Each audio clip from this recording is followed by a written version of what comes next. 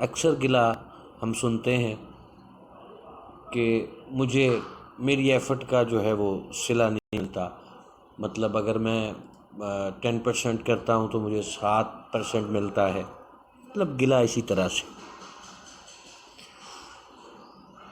جو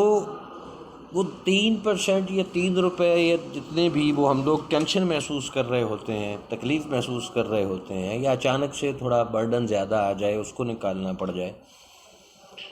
یا کسی بھی طرح سے کسی کی مطلب اپنی جگہ پہ بیٹھ کے خود کو زیادہ ڈیزرونگ محسوس کرنا کہ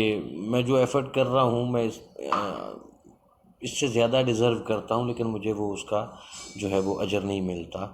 تو یہ جو تکلیف، یہ ٹینشن، یہ پرابلم ہے، یہ نعمت ہے دراصل. اگر آپ اس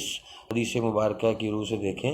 کہ وہ تکلیف جو ہے ہمارے ایسے گناہوں کا مداوع ہے جو اسی حالت میں ہو سکتا ہے، یعنی انہی تکالیف کو برداشت کر کے الحمدللہ کہہ کے تو ان کا کفارہ ہو سکتا ہے اور گناہوں کا. اور یہ تو ہے نہیں مینشن کہیں پہ بھی وہ کون سے گناہ ہیں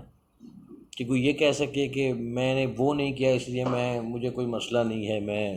مطلب نو پرابلم ایٹ آل. نہیں، تو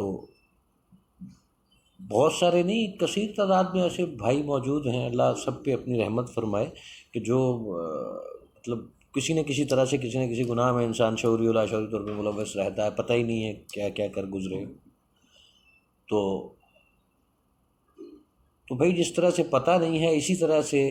یہ بھی شکر ادا کریں کہ اس نے کوئی نہ کوئی ایسا راستہ دے دیا ہے کہ آپ ان چیزوں سے گزر کے بھی یہیں اسی دنیا میں رہتے ہوئے شکر ادا کرنا چاہیے کہ اگر آپ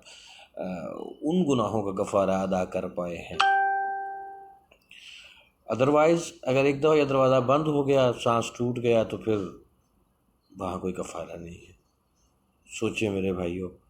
غور کریں اس چیز پہ. انشاءاللہ آپ کو یہ، اگر آپ نے اس کو اپنایا تو آپ کے کام میں، آپ کی جاب میں، آپ کا جو بھی پروفیشن ہے، جو بھی آپ کام کرتے ہیں، جس طرح سے بھی آپ رزق اپنا کما رہے ہیں حلال طریقے سے، تو آپ کو اور قوت محسوس ہوگی، کیونکہ اب آپ کے ساتھ حدیث کھڑی ہو گئی ہے. بہت ساروں کو میرے سے پہلے علم ہوگا، لیکن ہو سکتا ہے کہ ایک آدھا بھائی میرے جیسا سیکھ لے اس طرح سے، تو حوصلہ ملے گا، ہمت ملے گی، وہ تکلیف تسکین میں بدل جائے گی. کیونکہ اب آپ کو پتہ ہوئے گا کہ نہیں، اگر مجھے ایسا کوئی چیز کو فیس کرنا پڑتا ہے، کسی ایسے فیز سے مجھے گزرنا پڑتا ہے، کسی ایسے مرحلے سے مجھے گزرنا لازمی ہے، تو میں الحمدللہ کہہ کے پوری خندہ پیشانی سے گزر جاؤں گا، کیونکہ مجھے پتہ ہے کہ وہ میرا وزن کم ہو رہا ہے، اور وہ اس مالک کی مہربانی ہے، عطا ہے کہ اس نے ہر طرح سے اپنے بندے کے لیے راستے رکھے ہیں. باقی اس بندے کی مرضی ہے